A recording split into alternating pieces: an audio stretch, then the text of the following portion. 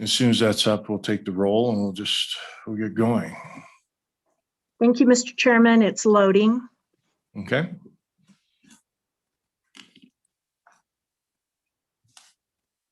You are live, Mr. Chairman.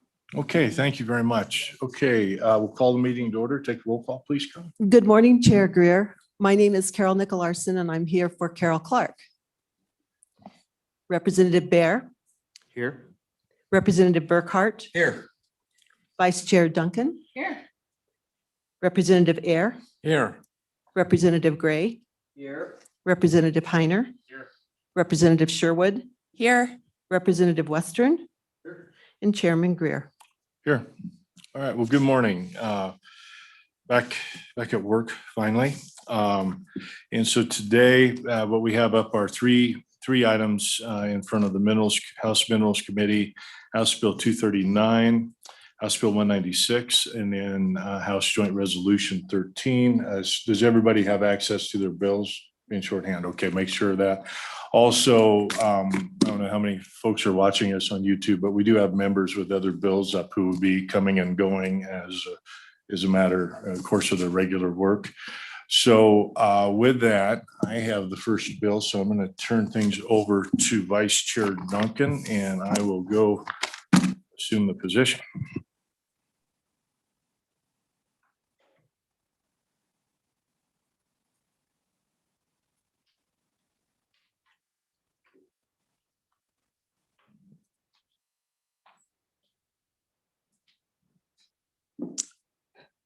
Thank you, Chairman Greer. Please proceed. Okay, good morning, committee. Okay, so you've heard me talk about the necessity of career technical education and my strong dislike of where we've gone as a state and the importance of having industry and business involved in driving this discussion. I had hoped with our committee this last year that we would be able to spend a little more time on it, but we were distracted with a lot of committee meetings dealing with the effect of the pandemic. And so we spent a little bit of time on it, nothing like I wanted to. Senator Kinski, who was in here earlier, is actually presenting a work to learn bill in Senate Judiciary as we speak. I have, and you'll see Senator Kinski's names on this bill. I bring this over here on the House side, and it's a very simple and a very small step forward. And so let me back up just a little bit. With the company that I run, very frustrated, small town, lots of really good kids who want to stay around the area, maybe headed for college, maybe not, but doesn't diminish the fact that they're intelligent and skilled. And so working with our school district, we set up a program and we call it the Student Learner Program. The reason why it's called that is because that's the exception under the OSHA rules that allow us to allow 16 to 18-year-olds to be able to come in and handle some of the grinding equipment, the cutting equipment and stuff in our machine shop and do some of that work. And it's been very difficult to break down this barrier to be able to get those kids into our machine shop, or even if we can expand this program later on into our lab and into a few other things. Unfortunately, I have a superintendent who thinks like I do. Just make sure we got a good solid basis and then this punch forward. So what we do each year is we enter into an agreement with the school district that fits in within the OSHA regulations as a student learner exemption. Those kids come over under their work study program at the school. We hire them just like we would hire any other union employee. They come in at union pay. They're expected, they interview, they're expected to clock in on time, tell us when they've got time off. We're very flexible with them. And it's been a very good program. And so now we're on our third set of these students.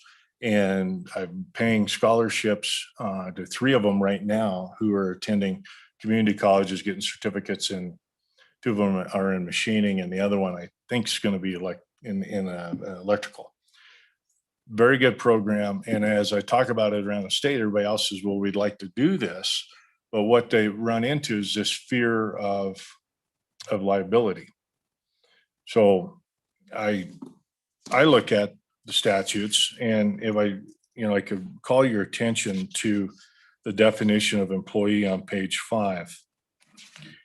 And so there it's describing an employee engaged in extra hazardous employment. And you'll see we included this language of student learner. I look at that next clause that says legally employed minors. And so those students that are working in our program are covered by workers' compensation.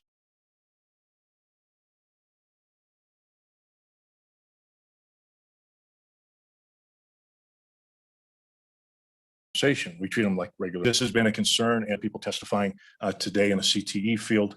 And this is a very small step with this bill that does two things. One, it makes it crystal clear that student learners, 16 to 18-year-olds who are working under an agreement between a school district and private industry, or a community college and private industry, are covered by workers' compensation. And therefore that liability concern, for the most part, goes away because they're covered by workers' safety compensation. The second component of this bill is to find a safe harbor on a student learner agreement.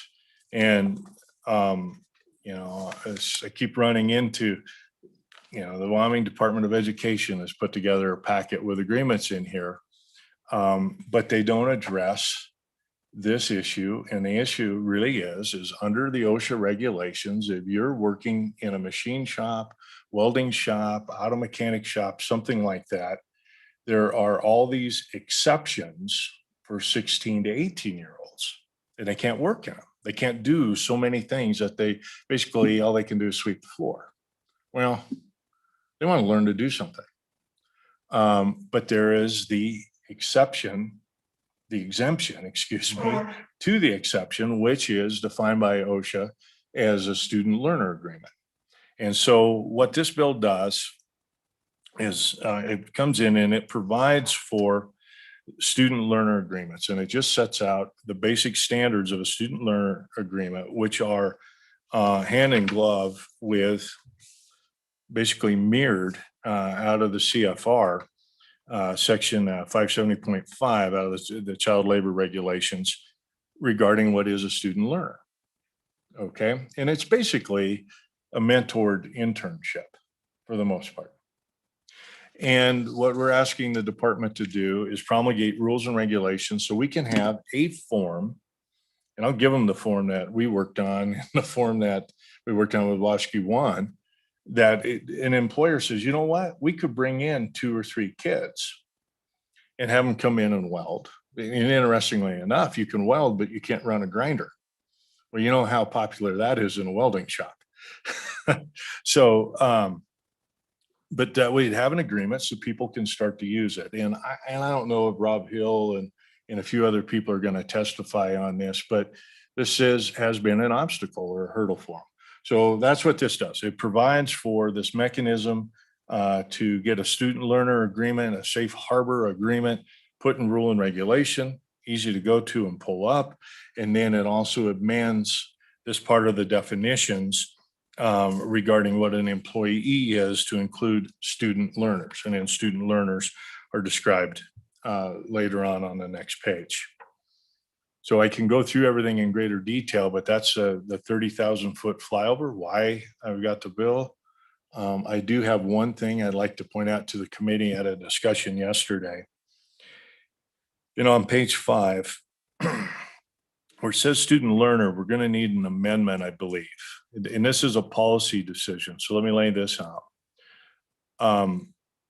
Work comp coverage for extra hazardous employment is mandatory, right? For other vocations like a law office or a realtor's office or whatever you do, Representative Western. You can opt in for workers' compensation. When I was running a law office, we opted in to have all of our staff covered for it. Without an amendment, it would mean that all student learners would have to be covered.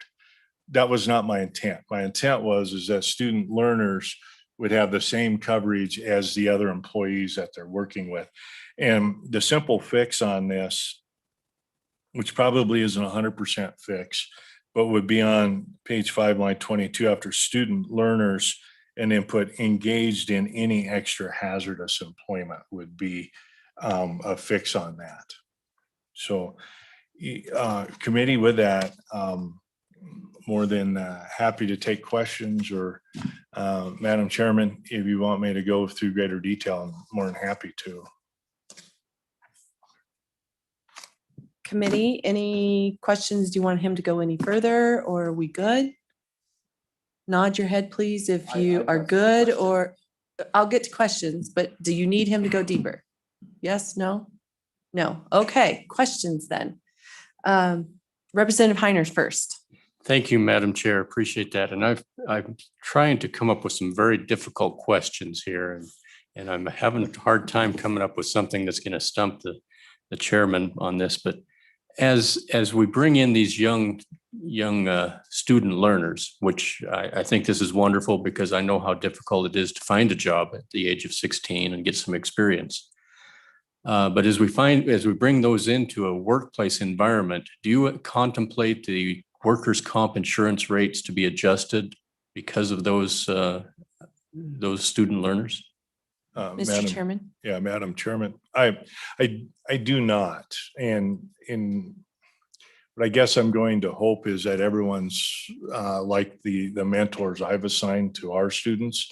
They're very careful about that. Also, a lot of schools have in their vocational programs, they do an OSHA 10. What's the other one? I think Representative OSHA 30. So most of them do an OSHA 10 as part of like their classroom work.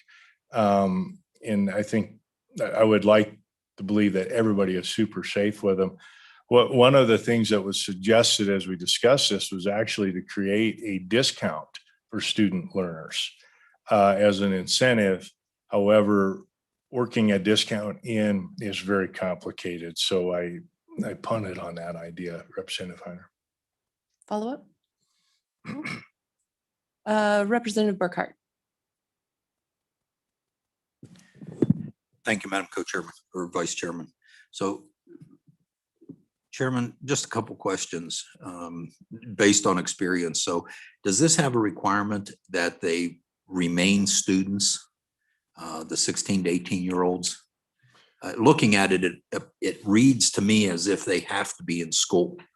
What I guess what I'm trying to avoid is someone who is, say, 17, decides, I really want to go to work. I really like working for the chairman of minerals in his company, and I'm not going to finish high school. Yeah. I know that's an individual consideration, but I would rather they stayed in school, get that diploma. Mr. Chairman. Yeah, Madam Chairman, and Representative Burkhart, yes, they have to remain in school. And that's what ties us in, is it's with the school district. Now, one of the things that we did was cooperated with the school district with requirements that they not only remain in school, but attend school and have passing grades. And a little bit of the feedback I received from Jody, the curriculum director, I believe is what she does, was that there was one young man in particular, she says, if he hadn't been in this program, he never would have graduated. And so it gives that motivation. But yes, to answer your question, yes. Follow up. So would this cover summer employment? The thing being is, I know a number of companies have programs where they'll employ their employees' children for summer employment, but the 18-year age has really stymied a lot of companies. So would they be able to run this program, say, only for summer employment or employment during long extended breaks or something like that? Mr. Chairman. So, Madam Chairman, Representative Burkhart, it's a little bit of a depends question. We recruit and hire juniors turning into seniors in May of the year. They work through the summer, then they're enrolled in their work study program through the school year. And so part of this, which I was back and forth on, was the notice requirements to workforce services. And that's that reason, is so that we're able to keep them working. Now, when they graduate, we can't have the agreement with the school district, but hopefully, and it didn't always turn out this way. So 5 out of 6 it did, but on one, the young man was not 18 at that point in time. We did offer him summer employment again, but we had to move him to, and then he didn't like the move, and unfortunately, or fortunately, I mean, he went to work for his father. Follow up, Madam Chairman. Mr. Chairman, just a final question. In the discussion of workers' comp, I understand the suggested change on page 5. Excuse me. What I'm thinking is, would it be better or appropriate to just cover all of them under workers' comp? I mean, my personal experience has been, you have some of these young people run errands for the company in a company vehicle. Workers' comp is much cheaper than, say, covering under the auto insurance. Would it be worthwhile, even like the office personnel, to just cover them under workers' comp for that one-of that is eventually going to happen? Mr. Chairman. Yeah, Madam Chairman. Representative Burkhart, when I was advising businesses, I'd always advise them to always pick up workers' comp, even in the ag industry. It was good advice, and it was good advice that proved out to be good advice. My concern is, as a legislator, I don't want to tell somebody to do something that they wouldn't want to do otherwise. And so if you have an office filled with folks and you've elected, and you don't elect to have your office staff covered, but you bring in a student learner, then then you would have to do that for maybe one person. And that's the policy decision, I said. But I think it is just better to have that for the extra hazardous. Representative Ayer. Thank you, Madam Chairman. Chairman Greer, how many hours a week typically do these student learners work on a weekly or daily basis? I'm concerned about the ADM requirement of 80% being attendance in school to be counted as an ADM.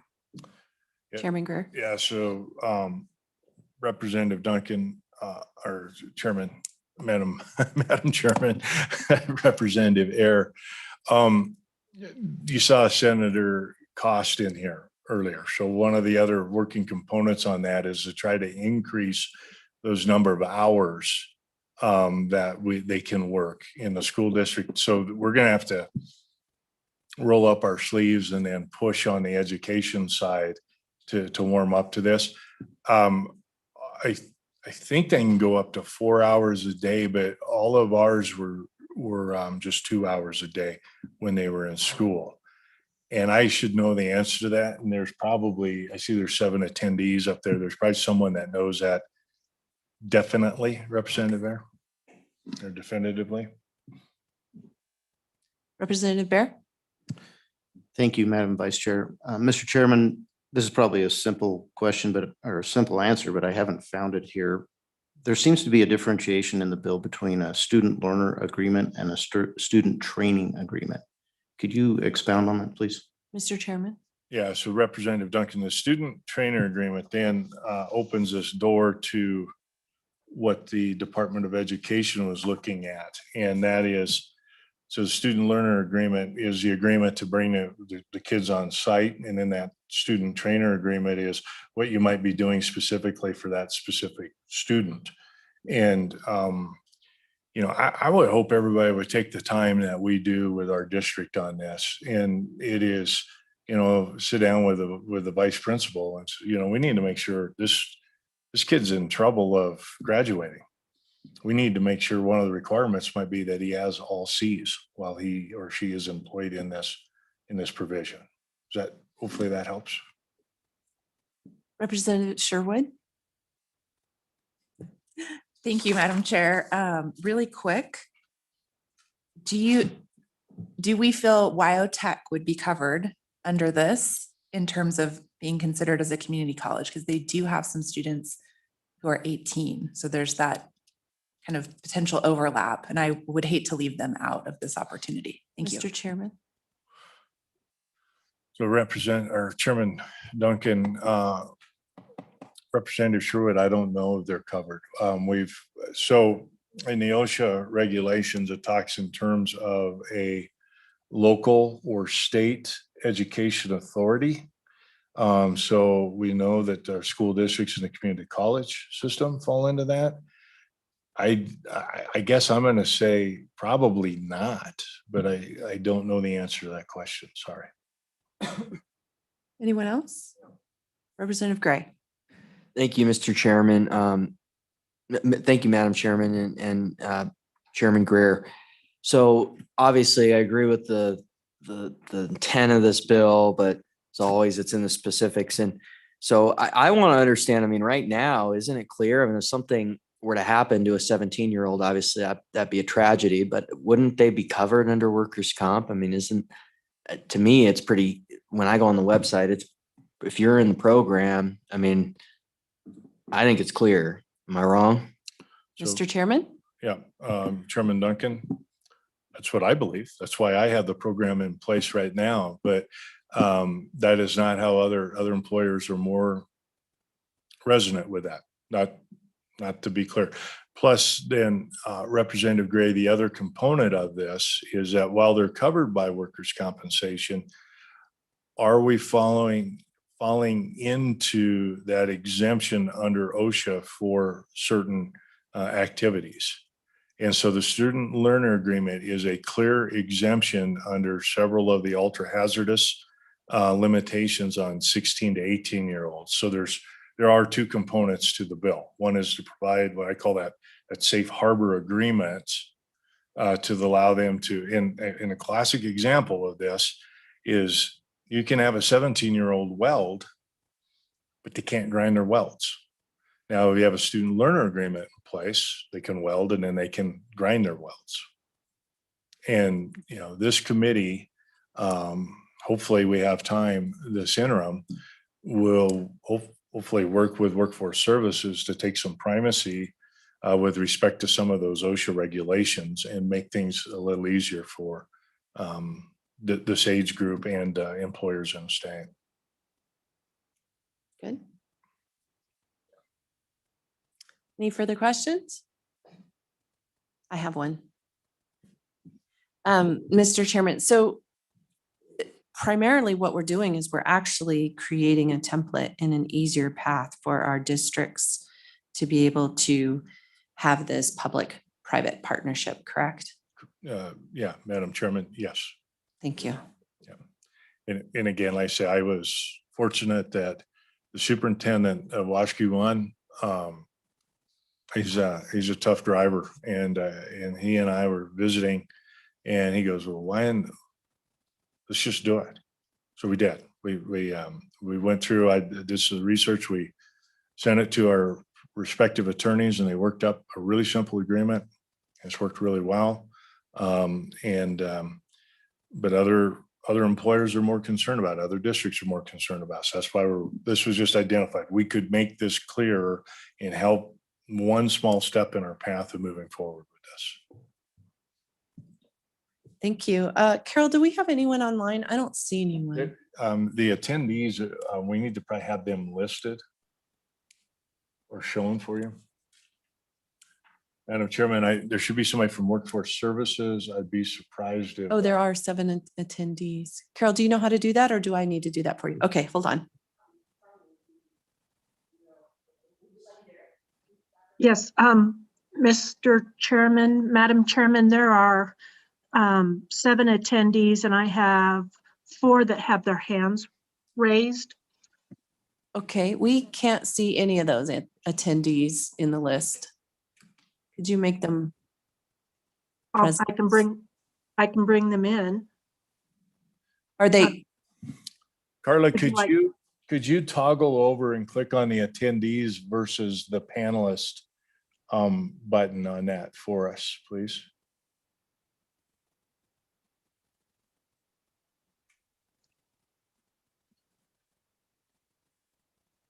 Is she able to do that? I can do that. Okay. Yeah, so is it controlled here within the chamber? Yes, it is, Mr. Chairman. Oh, okay, so yeah, we'll get that, then that way the chairman, chairwoman can see who's up.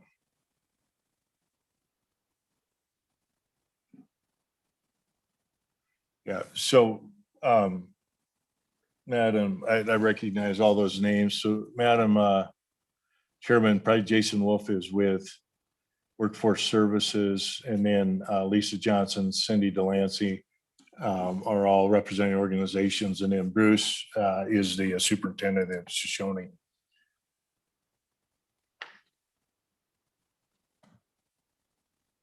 Let's just start from the top and work our way. Jason Wolf is from an agency. Oh, is he? Yes. Okay. Can we have, I can't see it from here, sorry. Yeah, Let's go ahead and enter Jason Wolf. Madam then- Chairman, here he comes. Okay, and then we'll work our way down Okay. afterwards from top to down. Yes, ma'am. Welcome, Jason. Go ahead when you're ready.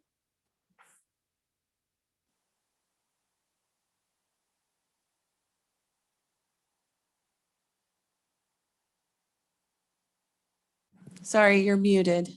Okay, it wouldn't let me unmute. Okay, can you hear me? Okay. We can. Go ahead and introduce yourself to the committee and then go ahead and begin. Thank you, Madam Chairman. Jason Wolf with the Department of Workforce Services. I oversee the workers' compensation section. I just wanted to be available to answer any questions. I think Chairman Greer did a great job of introducing the bill, and I would concur with his suggestion that on page 5, we look at a possible amendment. And the reason for that is just to kind of delineate that this is specific to the extra hazardous industries and wouldn't cover those that are what we call optional coverage under the statute. So, Madam Chairman, I would be happy to stand for any questions. Any questions? Yeah. Representative Gray. Thank you, Madam Chairman. So, Mr. Wolf, I think I read that right. So I'm just trying to understand, how does it work now? I mean, is it unclear? I would think they're covered, that it's pretty clear. On the workers' compensation end of this bill, is anything different from what's happening now other than maybe it's clear? Madam Chairman, Representative Gray, I think to Representative Greer's point is when there's a written agreement in place for any legally employed minor, there are some exceptions to those OSHA standards, such as Representative Greer mentioned, that does allow them to take part in different aspects of work that they may not necessarily be able to do without that written agreement.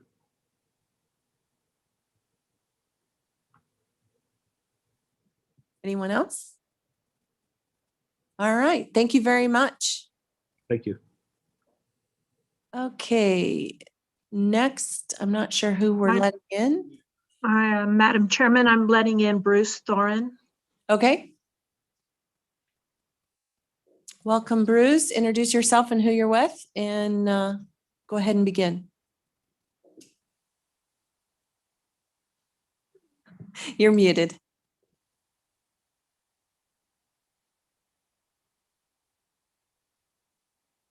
You're still muted. Sorry. There you go. Start over. Try again. Madam Chair, members of the Mineral Committee, thank you for the opportunity to testify this morning.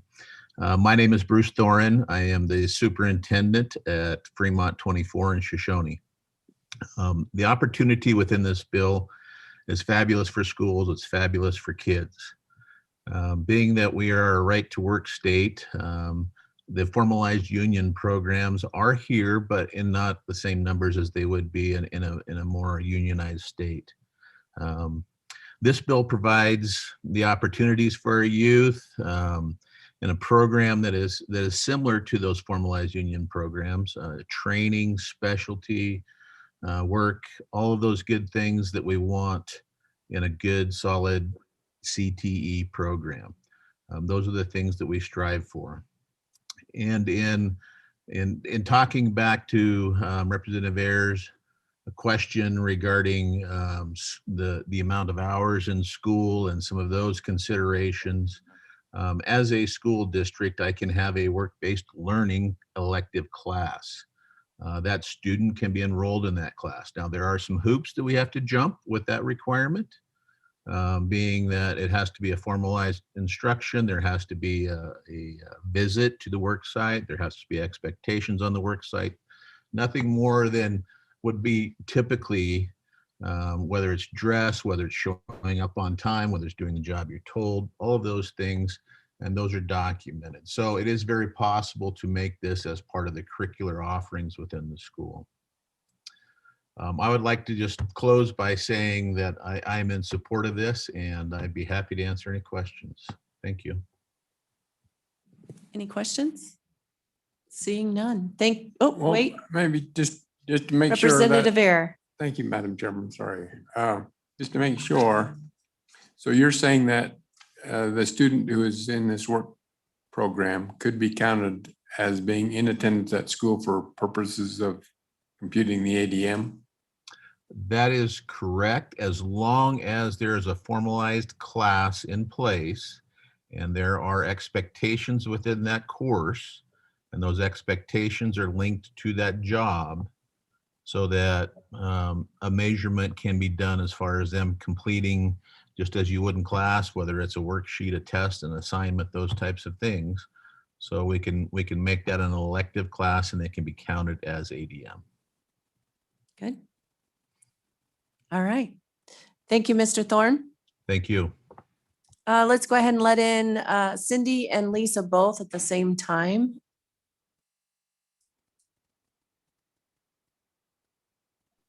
Here they come, Madam Chairman. All right, Cindy, you're first up. You're muted.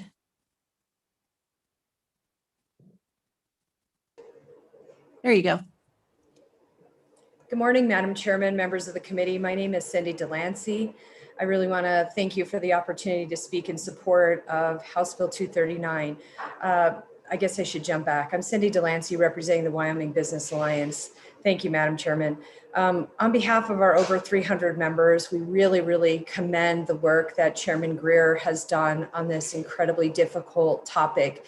He's been hard at work at this for several years, and really just want to thank him for not giving up and continuing to look for ways to bridge the education community as well as the private sector to find out ways that we can continue to work together to give our students that on-the-job learning experience that's just going to help them prepare them for the workplace in the future.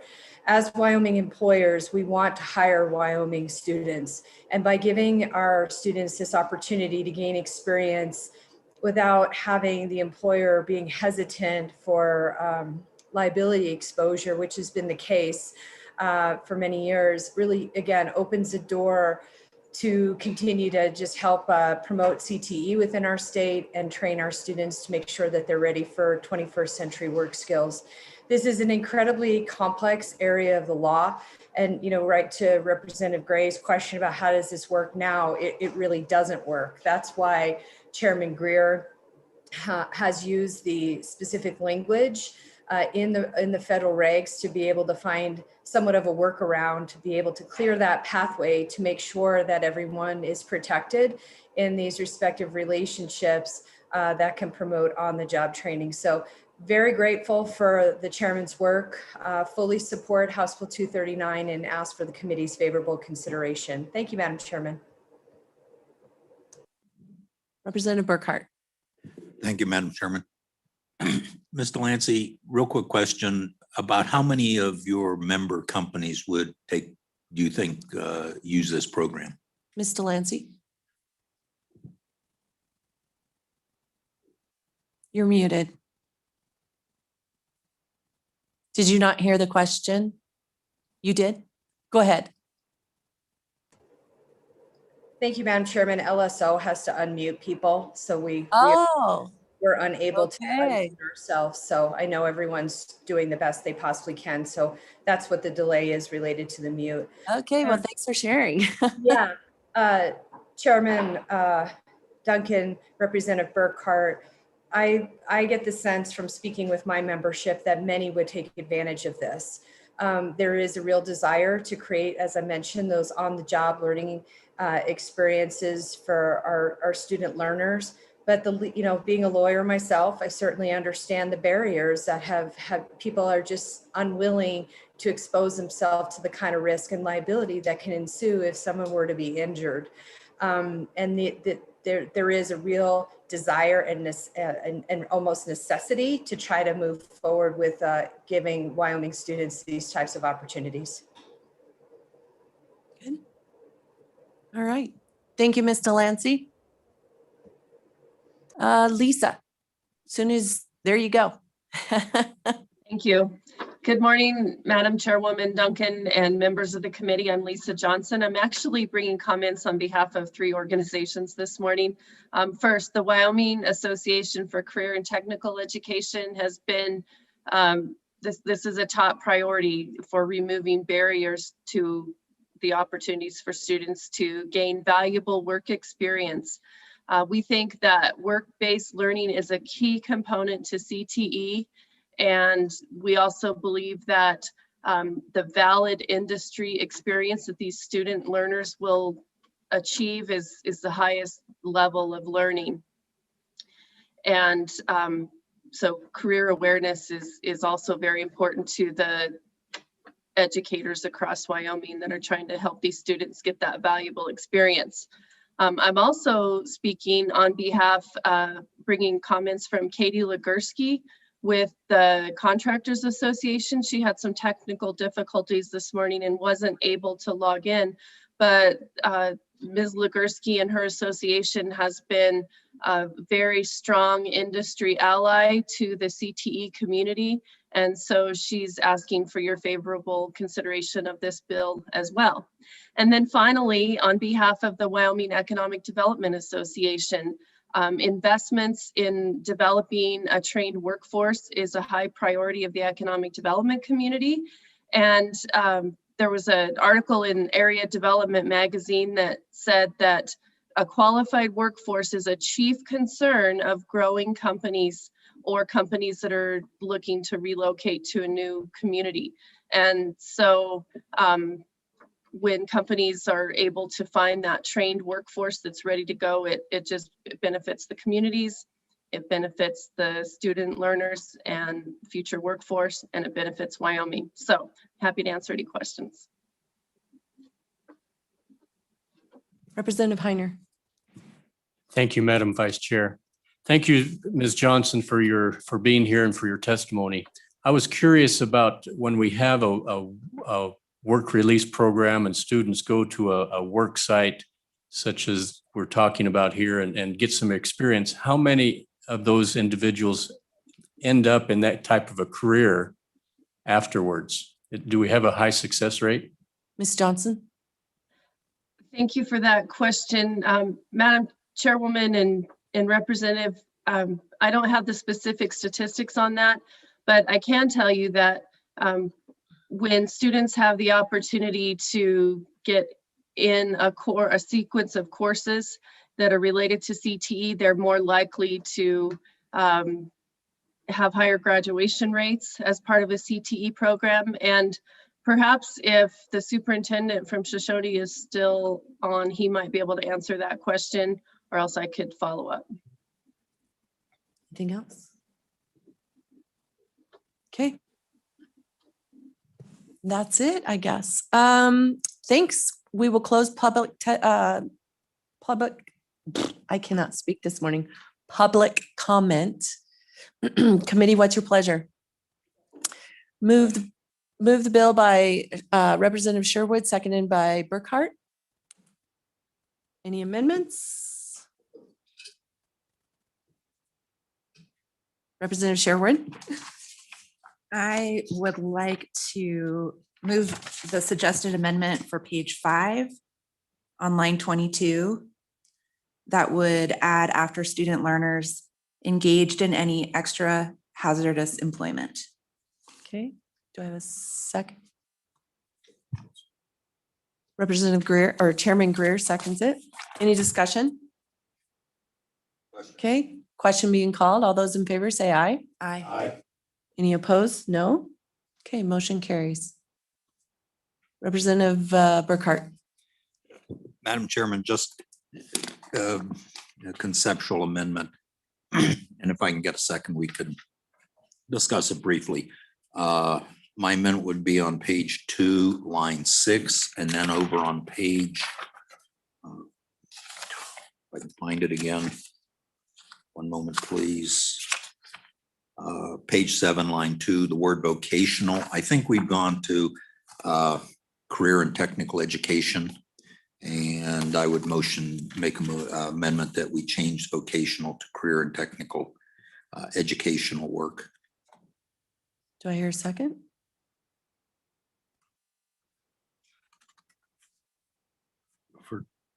Was there been a second? No. You don't want a second. Okay, sorry. Madam Chairman, the reason being is that I'm just trying to follow along with the OSHA regulations, and it uses that term vocational training in those regulations is all. Okay, Representative Sherwood. Thank you, Madam Chair. A potential friendly amendment to include technical schools amongst the list. For example, on page 1, line 9 would say school districts, community colleges, and technical schools. And then that change would carry through, and I've got it marked up on my copy. So we are just including the option of technical schools, which would cover WyoTech or any future technical school that may be accredited or established in the state. Do I have a second? Okay, second by Representative Heiner. Any discussion? None? Oh, Representative Burkhart. Madam Chairman, I guess what my question would be is, do technical schools have a requirement for students to graduate from high school? And are there other constraining factors on that? Because normally once you go to a technical school, you're out of high school. So I guess that would be my question. I just want to make sure that we're not opening this up to cover more than we want to. So I'll comment. Representative Greer. Yeah, so I'm not opposed to the addition. Again, and we're always tied by federal regulation, it seems like, but in this, it says a vocational training program under recognized state or local education authority. It does go on to say, or in a course of study in a substantially similar program conducted by a private school. And so I think this addition is appropriate and would be the legislature saying, we recognize a technical school is a possibility to be able to utilize this. So I'm not opposed to it. I don't see any reason it couldn't be included. Okay, anything further? Question being called. All those in favor, say aye. Aye. Any opposed? No? Okay, motion carried. Do we need to work the bill by page, or are you guys okay with it overall? Question being called. Carol, please call the roll. Representative Bear, Aye. Representative Burkhart, Aye. Chairman Duncan, Aye. Representative Ayer, Representative Gray, Representative Heiner, Representative Sherwood, Aye. Representative Western, Chairman Greer. Aye. Okay. What's our next bill? Yep. Yeah, go ahead. You can continue. That's chair if you want. So next one's 196. 196. Yeah, go All ahead. right, so 196. I need to pull it up technically, so go ahead, Representative Connolly, please go ahead. Thank you, Madam Chair, members of the committee. I bring you House Bill 196, and knowing that today could have been incredibly hectic and not knowing how many bills that you'd have on the docket, I sent you a summary of it last night so we could speed through it if you'd like. This is a bill for new folks that it was heard a bit during the interim as part of a discussion about 21st century business practices. And know also that this was a bill that was brought up during the last budget session and just about made it through that 2/3 threshold, I think with 38 votes. There were a couple of bills that addressed workplace transparency, and this is the one that the body really felt like addressed properly how we should move into the 21st century in terms of assuring both workers as well as employers the best practices and what people are looking for. So what the bill does is that it acknowledges that workers who have a workplace culture of trust with their employers perform better. It's as simple as that. And that pay is one of those significant elements regarding trust. That workers do better, are more loyal, therefore do not look for new employment when they understand how they're valued and how they're valued in relation to each other and how they're valued in terms of moving up a career ladder, that there is not pay secrecy. Pay secrecy, on the other hand, kind of leads to distrust with bosses and distrust of, honestly, the company in general. So it has become a 21st century business practice to have pay transparency. You see it with major corporations and most of the major tech companies, Whole Foods, they have pay transparency that honestly goes far beyond this bill. This bill simply prohibits an employer from telling employees you can't discuss wages, and if they do, to punish them, right? That's all this bill does.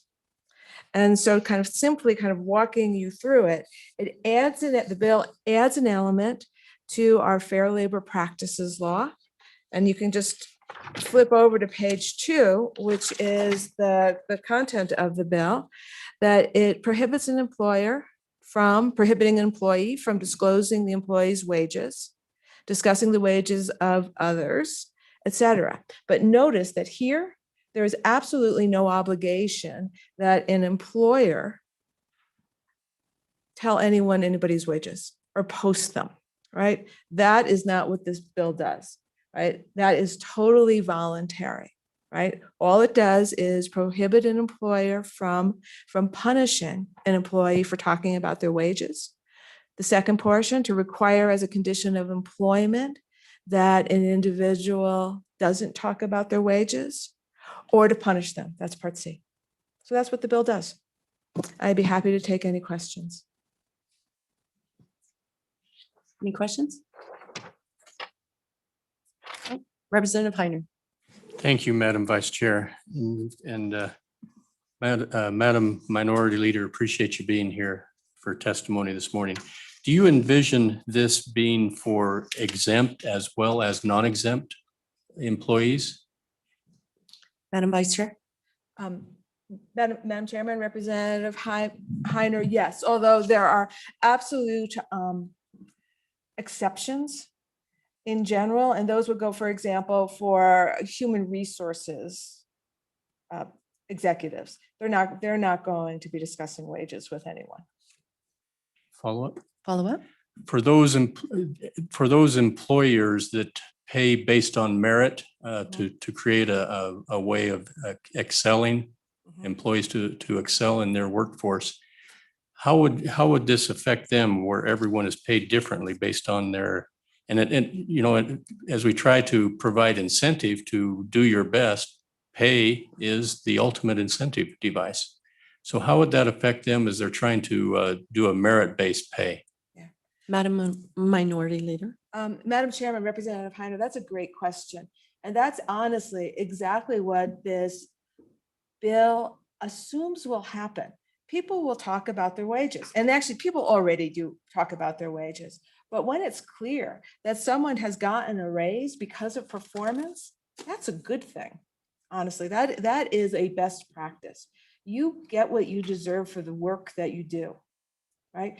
And you can go old fashioned, you produce more widgets, you get more pay. That's acceptable. In today's environment, you're not producing widgets for the most part. You're providing services, you're providing creativity to a company.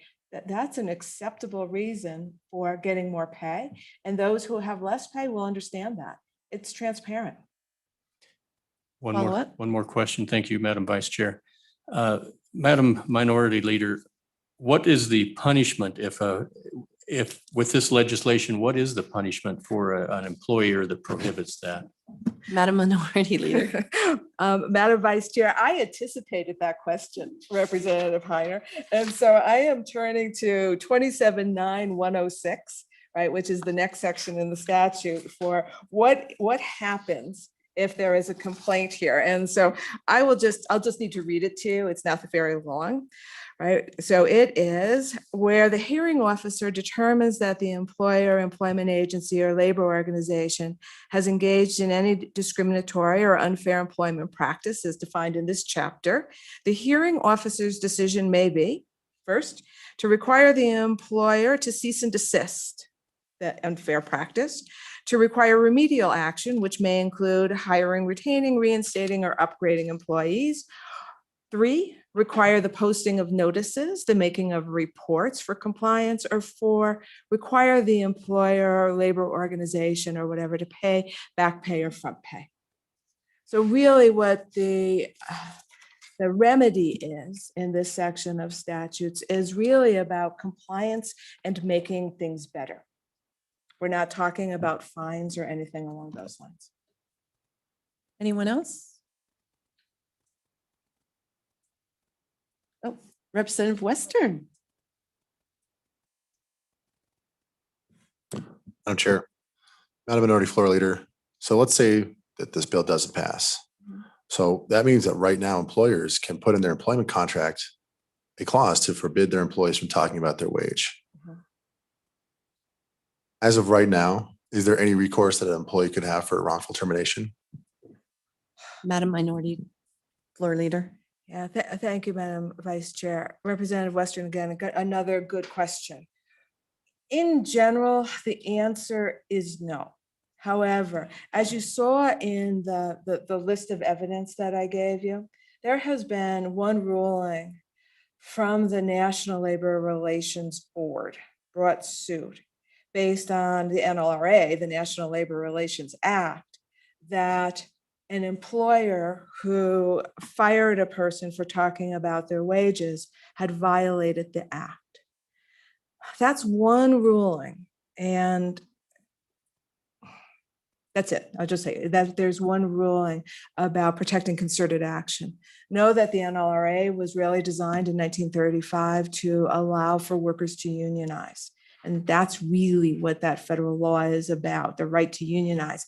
But before you can unionize, there has to be concerted action, right? And so what is concerted action? That case was about whether discussing wages fell within the category. That court ruled yes. And so then is there a logical extension to workers who are not attempting to unionize, right? So the answer is, so I just want to be completely transparent and honest about what I know about federal law right now, not state law, is that there was one ruling that companies should not be prohibiting employees from discussing wages. But that's it. Anything further? No? Okay, thank you. Thank you. And do we have Representative Sweeney? Would you like to? No? Okay, I see 2 hands listed. Are anyone from the governor's office or any agencies in the attendees? Madam Chairman, you have 3 hands raised, and I'm not sure if any of them are agency personnel.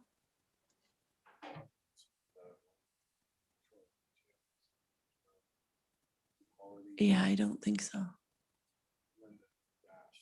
Okay, let's go ahead and let them enter the room top to bottom. Let's start with Mark. Thank you, Madam Chairman. Here he comes.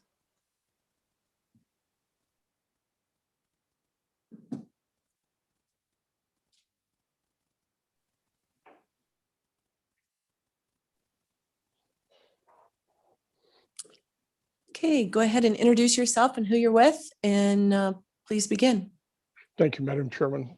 Mark Larson with the Wyoming Petroleum Marketers Association and Convenience Store Association, representing the majority of the 345 convenience stores in Wyoming, and also the licensed fuel distributors and wholesalers. WPMA opposes the bill primarily because my members believe the bill is a solution looking for a problem. WPMA fails to see any benefit for codifying these prohibitions. We see it as having a chilling effect on productivity, the desire to get ahead, and harmony in the workplace. Experienced managers of employees recognize the disruption that this bill portends. At a time when employers are scrambling to recover from COVID shutdowns, operational interference, and fighting to keep their doors open and their good employees employed, the focus should remain on enabling employers, not adding some burdensome regulations and limitations. Again, WPMA has not seen nor heard any evidence that this bill is needed. Relative to allowing the wages discussions among employees, WPMA recognizes full well that codifying wage discussions as permissive and out of the hands of employers only fosters unrest and dissension among employees.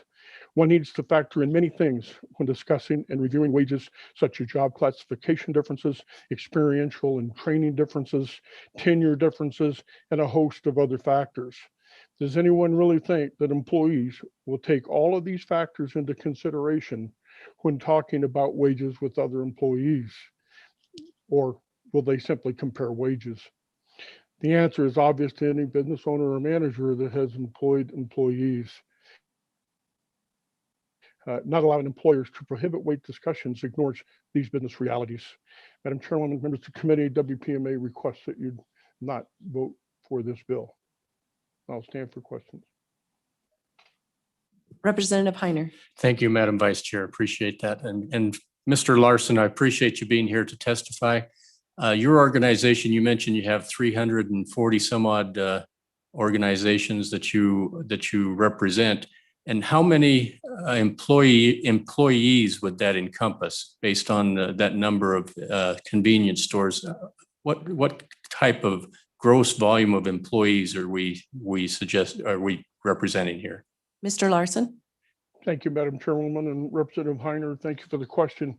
Between the convenience stores and also the licensed fuel distributors, remember we're the downstream distributors and wholesalers of refined fuel products. We're about 15,500 total employees. Okay, anything further? Okay, thank you very much. Thank you very much, committee. Okay, the next person. I can't read it, sorry. I must need really stronger glasses. Madam Chairman, I'm bringing in Melinda Bass. Melinda Bass, okay.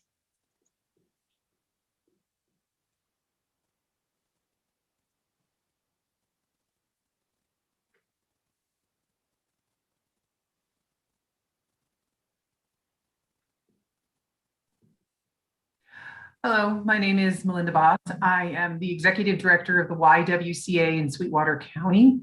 And I'm sorry there is not a picture that you can see or such with the camera. I will try to start it. We have to use this for the whole organization. And so we had to use a neutral picture. So I wanted to step forward as an organization that can certainly demonstrate having put this bill into practice on our own. We have about 25 full-time employees, 4 part-time employees in our organization that covers a wide range of types of service and jobs, from childcare to domestic violence advocates to administrative. And we have always done the policy in the past 2 years of being open about our salaries and wages. We have been very clear about not punishing anyone for discussing it. And we had a situation recently where I wanted to share because I felt that it was helpful to understand how it can work. We had an employee in our childcare. We have 3 levels that you can basically come in on. And she was being put in the middle one because of what we thought was her work experience and job training. After about a month and a half on the job, she came back to me and reported that she had been talking with another employee and felt like that employee had similar education experience than her, but was making more than her. So we sat down and relooked at things and realized we had misclassified some of her experience and had not considered it as what we should have. And she actually did qualify. And so I did tell her I was very appreciative of that. And had she not come forward, we could have potentially had a situation of her not staying, let alone if I had punished the employee who had talked with her, that could have lost 2 valuable employees. And I will say with childcare, any ability you can to retain an employee is valuable because the time it takes to retrain a new employee works very strongly against you. And so we do keep it as an organizational policy that we are very open about our salaries and wages. Everyone certainly knows my salary and wage. There are some of ours that have to be open because we do get funding from certain entities, but I still believe and I argue that it doesn't hurt and it makes it much more honest and it creates a lot greater loyalty. And when you work in a nonprofit world, you have to work very strongly on loyalty because you cannot always ask for the pay that people want or certainly would deserve. And so I wanted to share that experience with you and certainly be available for any questions that anyone might have. And I thank you for letting me take this time to speak. Any questions? Seeing none. Thank you very much. Thank you. All right, go ahead and let in, I think it's Chris Merrill. Madam Chairman, here he comes.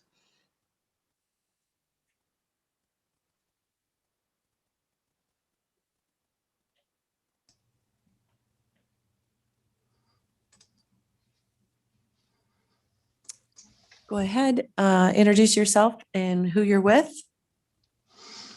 Thank you, Madam Vice Chairman. I'm Chris Merrill, the Executive Director of the Equality State Policy Center. I appreciate the opportunity to testify today. I'm here to speak in support of this great little bill. To me, this bill is about personal individual rights and dignity. It's about my right to make decisions for myself and to make sure I'm doing right by those who depend on me. And I believe I should have the right to do my due diligence to figure out my worth and what the market will bear for my talents. And I think everybody should have this right. And this is part of getting ahead in this world. This is how my grandfather made a better life for his children. And that's something that I want to do for my children as well. So, Madam Vice Chairman, I have 2 young kids and I need to do right by them. When I go to work, I work my ass off. I always have, because I want to make the best life possible for my family. And I think it would be deeply unjust if I or my wife were to get fired or disciplined just for trying to make sure we're getting the most out of our hard work and talents. And everybody I know is trying to do the best we can with the opportunities we've been afforded and the talents God gave us. And what's described in this bill, this is what a free market looks like. The transparency that this act would codify is better for everybody, for all parties concerned. This bill affirms that we should be able as individuals to do great work and then do our due diligence to make sure we're getting compensated fairly. And I think that's part of being a professional and an independent adult. As employees, we should treat our employers with respect and dignity, and I believe we should expect the same in return. With that, Madam Vice Chairman, I'll conclude my testimony and I'm happy to try to answer any questions. Any questions? Seeing none. All right, thank you very much. All right. I guess we will close public testimony since I don't see anyone else. Committee, what's your pleasure? Moved by Representative Sherwood, seconded by anyone? Second. Second by Representative Western. All right, discussion?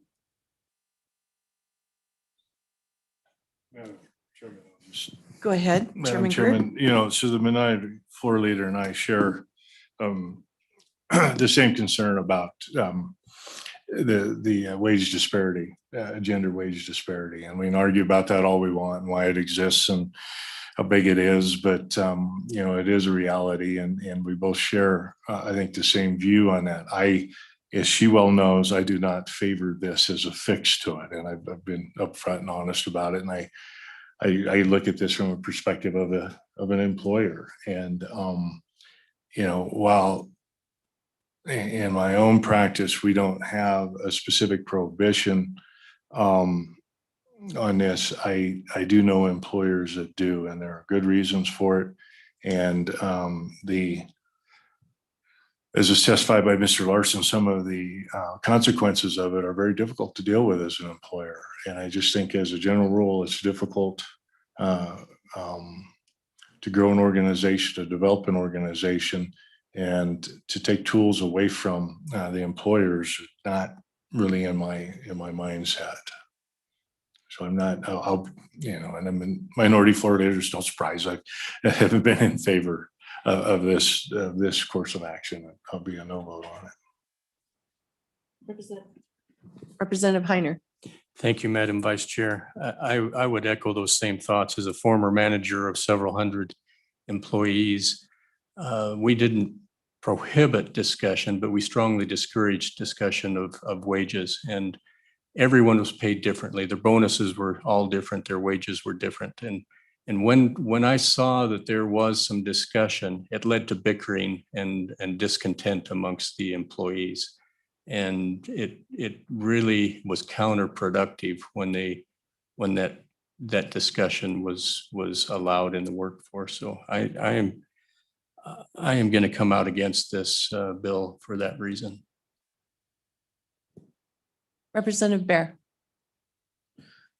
I am an employer of a lot of several entry-level employees, and I've seen problems in this area as well. And for entry-level employees, it's important that we teach them, what are good practices as an employee. And I'm concerned when I look at this. I think if in all cases you could objectively grade an employee and set their wages based on that, this would be a legitimate program, a bill. But when all too often it's subjective, and I think that's unfortunately, this bill would cover both subjective and objective determinations of wages, and therefore I just don't think it fits all situations. So I'm opposed. Representative Sherwood. Thank you, Madam Chair. I would invite the committee to think about the conversations that could be beneficial that come from this, that provide opportunity to educate our workforce. So as a supervisor, if my employee were to come to me and say, I just realized I make less than my coworker, that would be an opportunity to create awareness of how promotions or raises are given within the organization, and an opportunity for the employee to know what their benchmarks would need to be to improve their performance and increase their productivity so that they too could be paid more. And so I see this as an opportunity to increase productivity and let those employees know, what is the benchmarks that they need to hit to receive those bonuses or increase of pay. So that's one perspective. The other is quite personal, that I wanted to negotiate for a raise for myself. And so I went to my peers and I started to gather information about their pay, whether or not they had benefits, comparing apples to apples. And it took me years to gather the data that I needed because people were afraid to talk about their wages and their benefits. And so at the end of a 2-year research cycle, I realized that I was being paid much less than my peers, even though I had more experience and higher education. And those are wages I'll never get back because it took me so long to gather this information. So just a personal observation as well. Anyone else? I'll take a final privilege. I personally as well have been a supervisor as well as now I'm an owner operator. I understand our chairman's point of view. However, I've had a complete opposite experience. I've been on the receiving end, like Representative Sherwood, but I've also been on the boss side. And but I'm also, because of being on the receiving end, I sit down and I actually have had conversations, benchmarks, and what you need to achieve. So it's been a positive experience for myself as a business owner. But and as a manager of people, it has been a negative on the side when I was an employee. So so I will, obviously I'm on the bill, so I will vote accordingly. I sense everybody's ready to vote. Okay, question being called. Carol, please call the roll. Representative Bear, No. Representative Burkhart, Vice Chair Duncan, Representative Air, Representative Gray, Representative Heiner, Representative Sherwood, Aye. Representative Western, Chairman Greer. Madam Vice Chair, there are 4 ayes and 5 noes. All right, thank you. Thank you very much. All right, our final bill is House Joint Resolution 13. Do we have someone to present? So, Madam Chairman, Jim Magagna. So Representative Nicholas is tied up working on the budget for conference committee. And I called Mr. Magagna to let him walk through this and express his support. Okay, can you go ahead and let in Mr. Magagna? Madam Chairman, here he comes. Thank you.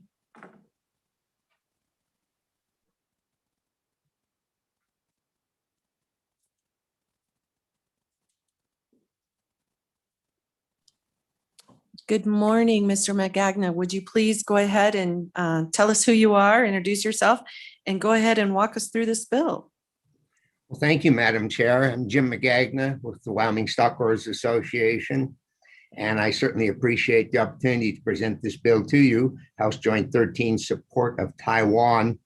Madam Chair, as you will note from the bill, Wyoming has a long-standing sister state relationship with Taiwan that goes back approximately 35 years.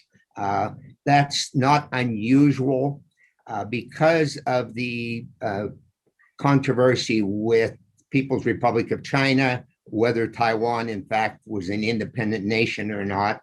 The United States has, over this long period of time, not had a formal diplomatic relationship with the state of Taiwan. And that's improved somewhat during the previous administration and appears to be continuing today. But as a result of that, Taiwan has reached out to individual states in the US to build strong working relationships for tourism, for trade, for government to government cooperation.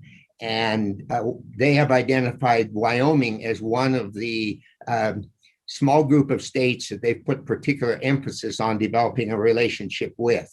It's important to Taiwan, because of tourism. I've had 2 opportunities to travel to Taiwan with our previous governor and meet with both government and private sector people there and some of just the general population. And when you talk about Wyoming, they immediately lead you to a conversation about Yellowstone National Park, Grand Teton Park, places that many of them have visited. There are several ways, and I think that they are important to us, and their importance is increasing. Trade being certainly one of those, along with tourism. We were able, through our efforts a few years ago, to start an initiative to import Wyoming branded beef to Taiwan. We've sent over several shipments now, air freight shipments.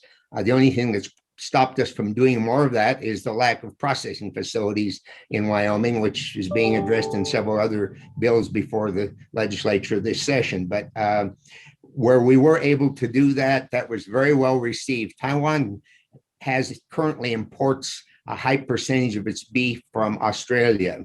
And US beef over there is considered to be a much more valuable, higher value product than Australian beef. And Wyoming beef, at least in a couple of restaurants that have featured it, has developed its own reputation there. So that's one of our opportunities. I know we've also imported gluten-free oats to Taiwan and some other non-ag products that I'm not as familiar with. I believe Trona may be one of those from the discussions I have heard. In meetings with the Taiwanese people, and we've had several delegations from there here in Wyoming that we've hosted, have been in front of previous sessions of the legislature.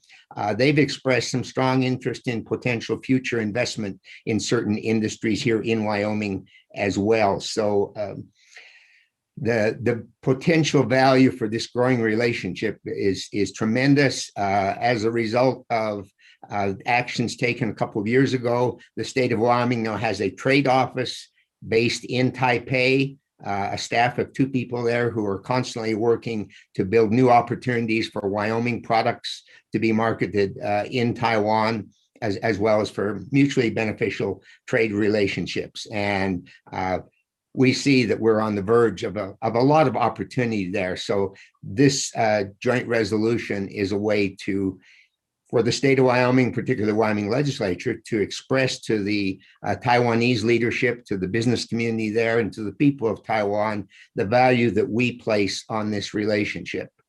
Another factor I would mention here is that for some of the same reasons I mentioned earlier with regards to the US, world organizations such as the United Nations, World Health Organization, and others have declined to admit Taiwan as a member because of objections from the People's Republic of China. Just over a year ago, when the COVID pandemic broke out, Taiwan was an example unparalleled really anywhere else in the world with the way they were able to handle that, and to this date have gotten by with innumerable, just very small number of cases of COVID there. Some of their experiences would have been very helpful to the World Health Organization as they dealt with this crisis on the global level. But the World Health Organization, under pressure from China, refused to allow them to even show up at their meetings and share their experiences. I know we at the Wyoming Stock Growers Association, I believe some other organizations in Wyoming, actually wrote letters to WHO, encouraged them to allow Taiwan to be present at these discussions on the pandemic, and those efforts of ours were unsuccessful. So I think there's just a lot for us to be gained here, Madam Chairman. As far as the bill itself or the joint resolution, I think it's very well worded to express those things. I won't go through it line by line unless there are questions on any part of it. I would have one thought that I would express at the end of the joint resolution. Of course, it's submitted to our congressional delegation to the President of the United States, as we typically do with our resolutions. Whether this needs to be added into the resolution or not, I would certainly want to be assured that a copy of the resolution, if it successfully passes through this legislative session, would be sent to the President of Taiwan and to the Taiwan Trade Office in Seattle, that is the office that is directly responsible for our trade relationship here in Wyoming. With that, Madam Chair, I'd be happy to answer any questions. Thank you, Mr. Magagna. Any questions, committee? Representative Heiner. Thank you, Madam Vice Chair. Mr. Magagna, appreciate you being here this morning to testify. We are aware that the United States does not recognize Taiwan as an independent country at this time, although they support them in many ways. Would this resolution interject Wyoming into international politics by doing this in any way? Mr. Magagna. Thank you, Madam Chair. Representative Heiner, I don't believe it would at this point. There are other states that I'm aware of that have similar types of resolutions that they've expressed their support with Taiwan. And because it's us as a state, to them, while they are, in my view, they are an independent country, it's to them as another entity similar to a state that we can have strong relationships with in trade and investment and in tourism, that I do not see that as becoming or pulling us into that, or is even the state of Wyoming taking a position on the much broader political controversy that exists out there today. Representative Heiner? Yes, thank you, Madam Vice Chair. With our trade with other international countries such as China and Taiwan, would this impact our trade with China if they saw this as stepping outside of our bounds? And do we have much trade with China in comparison with Taiwan at this time? Mr. Magagna? Madam Chair, Representative Heiner, on an overall basis, I frankly am not familiar with what the amount of trade we have with one compared with the other. I think in some areas, China obviously having a population that's tenfold and more that of Taiwan, in certain things like some of our Midwestern crops, grain crops and that, we have huge relationships with China. I can speak to the beef industry, where until 2020, we really had no relationship with China. They had closed us out of their market based on a disease outbreak in the United States over 15 years ago. We've now been able to reopen that relationship, and we are starting to get some significant meat, beef, and other meat trade with China. However, for the past 3 years, the highest rate of growth in export of beef from the United States has been to Taiwan because of the way in which they have embraced this. So from the evidence I have seen, China grumbles when people pay attention to Taiwan, but they have not used that as a trade barrier. And in fact, there is a significant amount of activity takes place between Taiwan and China. Many of the businesses in Taiwan have operating facilities on mainland China that provide employment for a significant number of Chinese citizens. And so there is a relationship there that is a pragmatic one with regards to trade, even though there's a very difficult with regard to the political climate. Anyone else? Representative Burkhart. Thank you, Madam Vice Chair. Mr. Magagna, I'm in the resolution on line 11 and 12. And it mentions the state of Wyoming adopted the province of Taiwan. Is that correct terminology, province? And again, I think this goes a little bit to some of the political issues. Should we just drop province of and say Taiwan? Mr. Magagna. Madam Chair, Representative Burkhart, I appreciate your picking that up. I would certainly support that amendment of dropping province, because that raises its own host of questions. And I've not, frankly, in my experience, heard them referred to as a province, either by supporters or opponents, but just say Taiwan, and we're not declaring them to be an independent nation, but we're recognizing them for what they are. Follow up?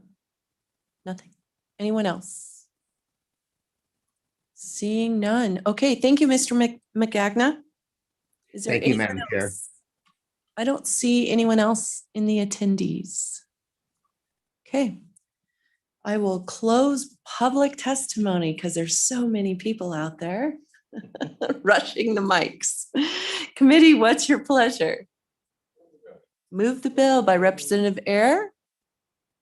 Do I have a second by Representative Bear? Okay. Representative Duncan Burkhart. Madam Chair, that's you, Representative Duncan. Madam Chairman, I would propose an amendment on page 1, line 12, strike 2 words, province of. Well, actually on line 11, strike the, and then on line 12, strike province of. Okay, do I have a second? Second by Representative Piner. Any discussion? All right, all those in favor, say aye. Aye. Any opposed, no? Okay, motion amendment carried. Anything else? Any discussions? Yeah, I've got a couple. Okay, Representative Gray. Thank you, Madam Chairman. I got a few amendments here. I'd like to add on page 4.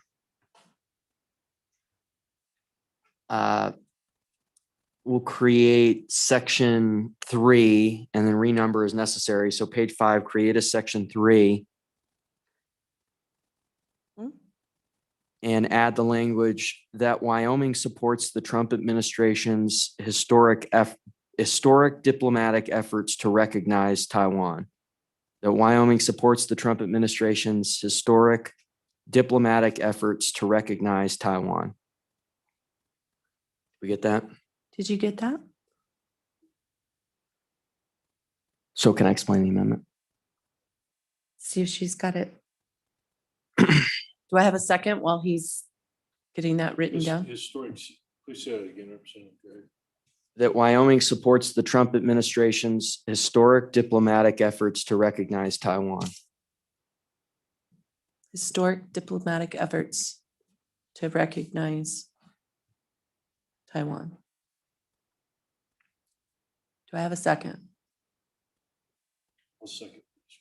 Seconded by Representative or Chairman Greer.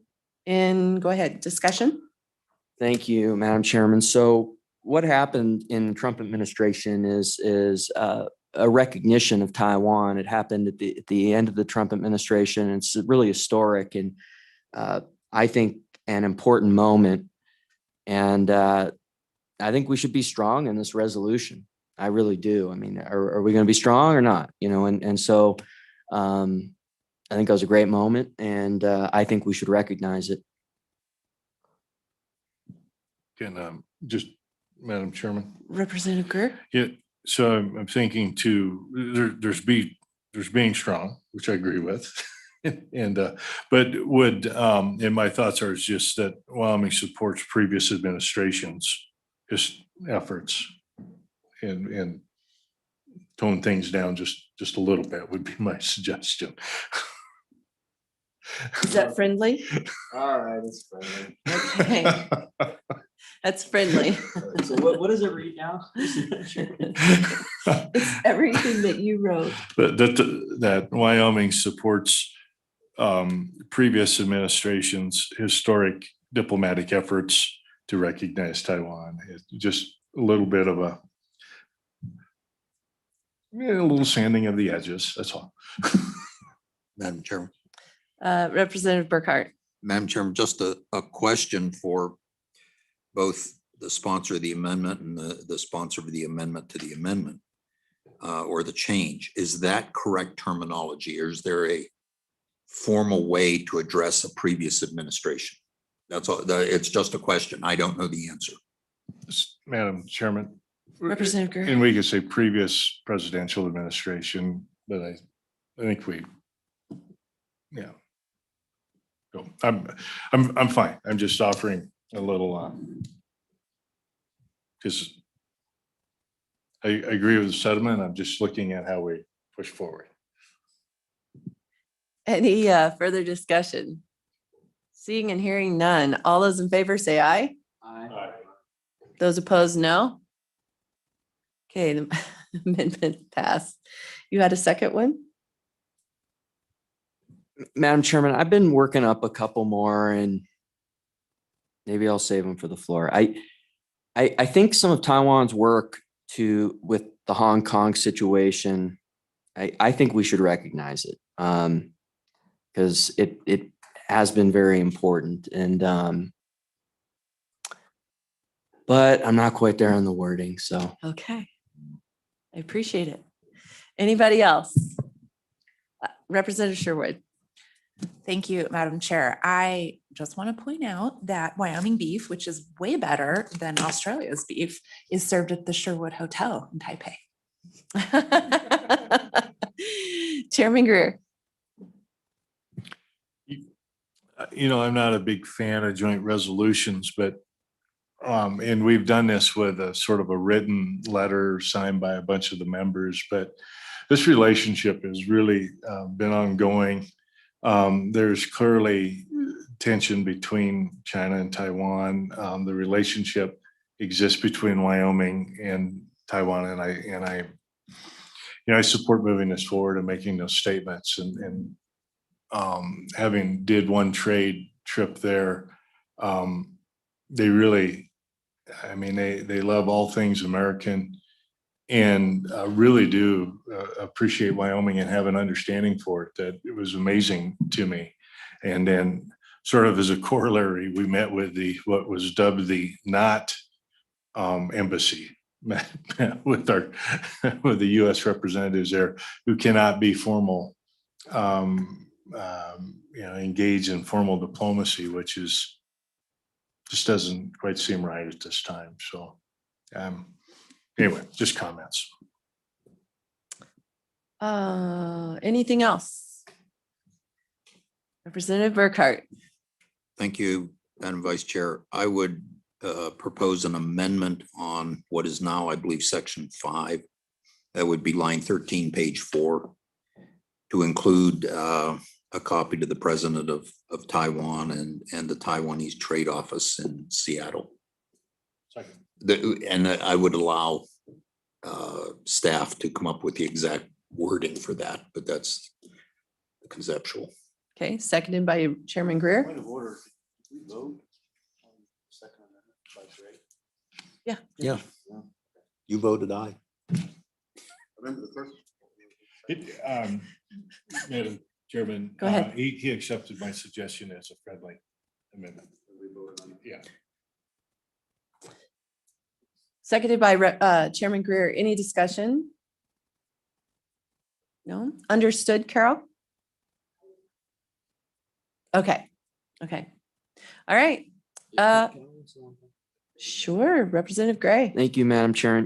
I think we should do another resolution on political freedom in Hong Kong and its importance. And anyway, that's another thing in the future, but I just think we should do that. So thank you. Question on the amendment. All right. Question being called. All those in favor say aye. Aye. Those opposed, no. Okay, we're back on the bill. Representative Ayer. I agree with Representative Bear. I don't believe we voted on that amendment. We did. Representative Ayer. The amendment was a friendly amendment to a friendly change to Representative Gray's amendment. Yes, we did.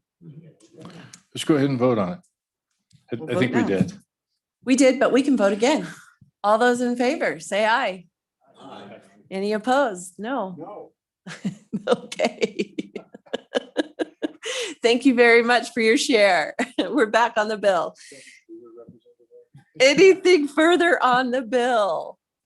Question being called. Carol, please call the roll. Representative Bear, Aye. Representative Burkhart. Vice Chair Duncan. Representative Ayer. Aye.